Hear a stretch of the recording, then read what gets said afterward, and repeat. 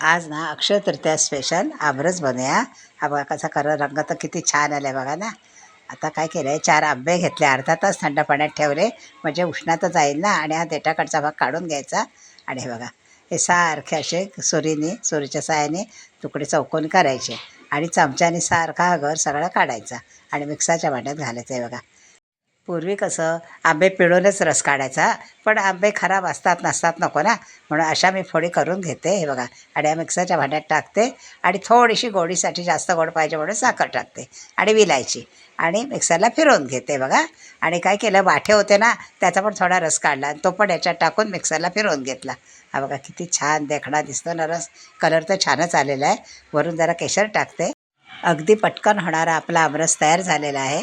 आदल्या दिवशी केलात ना तरी काळा पडणार नाही. या अक्षय तृतीयेत तुम्ही जरूर करून बघा. अक्षय तृतीयेच्या माझ्याकडनं तुम्हाला खूप खूप शुभेच्छा.